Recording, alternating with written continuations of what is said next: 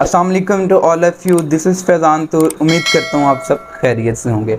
आज की इस वीडियो में हम देखेंगे कि सैलाब ने किस हद तक हमारी मईशत को अफ़ेक्ट किया है। सैलाब जो कि किसी भी मुल्क में आने से उसकी इकॉनमी को और जीडीपी को डायरेक्ट इफ़ेक्ट करता है, और हमारा मुल्क का ज़्यादातर हिस्सा सैलाब में इस वक्त डूब चुका हुआ है। अगर हम इन नुकसानात का अंदाज़ा लगाएं तो ये एक सरप्राइज्ड कहने के अमाउंट बनेगी। हमारी गवर्नमेंट क्या हमारी गवर्नमेंट के पास जो रिसोर्सेज हैं वो किस हद तक उनको यूटिलाइज़ कर पाएगी, उन जो फंड्स नेशनल और इंटरनेशनल लेवल पे कहने के जनरेट कर रहे हैं उनको एलोकेट कर पाएंगे। तो सबसे पहले मैं बात करता हूँ लोकल और नेशनल लेवल की। इस वक्त तकरीबन 1 मिलियन से ज़्यादा हमारे मवेशी जानवर मर चुके हैं, जिससे आम इंसान का तो नुकसान हुआ ही है, लेकिन हमारी मीट प्रोडक्शन किस हद तक अफेक्ट हुई है, हमारी मिल्क प्रोडक्शन किस हद तक अफेक्ट हुई है।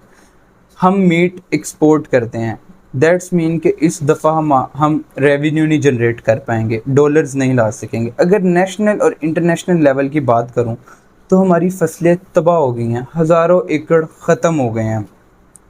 कपास, गंदम, चावल इस दफ़ा हमें फिर इंपोर्ट करने पड़ने हैं, पहले से ज़्यादा इंपोर्ट करने पड़ने हैं। अगर बात यहाँ करूँ सब्ज़ियों की, सब्ज़ियों के रेट आप सबके सामने हैं। इन्फ्लेशन किस हद तक मार्केट में बढ़ गई है, और फ्यूचर में भी फूड इन्फ्लेशन सबसे ज़्यादा बढ़ने वाली है। टमाटर, प्याज जो बेसिक नेसेसिटीज़ की चीज़ें हैं वो हमें फ्यूचर में इंपोर्ट करनी पड़ सकती हैं, जिससे कह लें कि इन्फ्लेशन, फूड इन्फ्लेशन बहुत हद तक बढ़ने जा रही है। यहाँ इंडस्ट्रीज़ की अगर हम बात करें तो तकरीबन 400 से ज़ाहिद कह लें कि हमारे टेक्सटाइल यूनिट्स बंद हो चुके हुए हैं। किस वजह से? सिर्फ कह लें कि इलेक्ट्रिसिटी और गैस की प्रोडक्शन से, ठीक है। किस हद तक कह लें कि इनकी प्राइस में इंक्रीज़ हो गया है, और लोड शेडिंग की वजह से हमारी इंडस्ट्रीज़ के 400 यूनिट इस वक्त कह लें कि टेक्सटाइल यूनिट बंद हो चुके हुए हैं, जिससे कह लें कि हमारी कॉस्ट ऑफ सेल अफेक्ट हुई है काफ़ी हद तक। और हमें जो इंटरनेशनल लेवल पे जो कह लें कि प्रोजेक्ट्स मिलते थे इस दफ़ा वो भी नहीं हम कर पाएंगे, क्योंकि हम वो इन्फ्लेशन की वजह से कॉस्ट ऑफ सेल ही नहीं पूरी कर पाएंगे। कपास हम जो कि थोड़ी बहुत एक्सपोर्ट भी करते थे, लेकिन इस दफ़ा हम उसे अपनी लोकल कह लें कि लोकल लेवल पे नहीं उसकी डिमांड पूरी कर सकेंगे, और हमें फिर अगर हम एक्सपोर्ट करना चाहेंगे तो हमें फिर इंपोर्ट करनी पड़ेगी, जिससे कॉस्ट ऑफ सेल बहुत ज़्यादा इंक्रीज़ हो जाएगी, और इस तरह के काफ़ी इश्यूज़ का हमें सामना करना पड़ सकता है। अगर मैं बात करूं इंफ्रास्ट्रक्चर की, तो जिस हद तक सैलाब में बड़ी बड़ी बिल्डिंग्स कह लें कि गिरा दी हैं, 3 करोड़ से ज़ाहिद लोग अफेक्ट हो गए हैं इस सैलाब से। लोगों के घर नहीं रहे उनके पास रहने के लिए।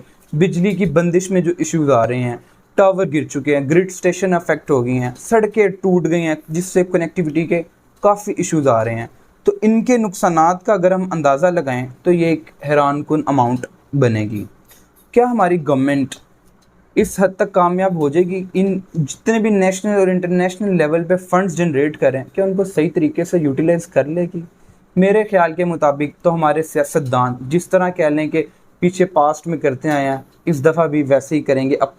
अपना फ़ायदा यहाँ भी देखेंगे, इतने मुश्किल तरीन वक्त में भी अपना फ़ायदा देखेंगे, और अपनी मर्ज़ी के मुताबिक फ़ंड्स एलोकेट करेंगे, किस जगह पे करने हैं किस जगह पे नहीं।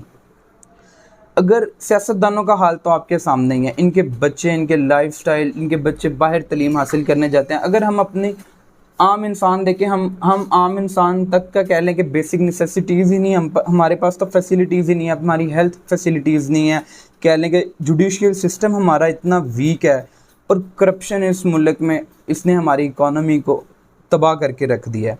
तो आखिर में मेरी आप सबसे गुजारिश है कि हमें चाहिए हम सबको मिलके इन सैलाब ज़दगान के लिए ज़्यादा से ज़्यादा डोनेट करें, एनजीओज़ का इंतज़ार ना करें, इंडिविजुअली घर घर जाके हम फंड्स इकट्ठा करें, कम से कम अपनी सोसाइटी से इकट्ठा करें, और किसी ट्रस्टेड एनजीओ से कांटेक्ट करके उनके हवाले करें। आप कह लें कि किसी भी शक्ल में मेडिसन, ब्लैंकेट, कह लें कि डोनेशन इकट्ठी कर सकते हैं पैसों की सूरत में, किसी भी शक्ल में आप उनकी मदद करें। आखिर में मेरी आपसे बहुत बहुत मोतबाना गुजारिश है, निकलें, वो बहनें, माएँ बहनें हमारा इंतज़ार कर रही हैं, वो हमारी तरफ देख रही हैं। बहुत से लोग बहुत अपना कह लें कि काम कर रहे हैं इस पे, लेकिन मेरी आप सबसे फिर गुजारिश है, अब तक के लिए इतना ही। आगे भी आप मज़ीद इंफॉर्मेटिव वीडियोस देखना चाहते हैं तो हमारे इस चैनल को सब्सक्राइब कर लें ताकि आने वाली हर वीडियो आप तक बआसानी पहुंच सके। खुश रहें, आबाद रहें। अल्लाह हाफिज़।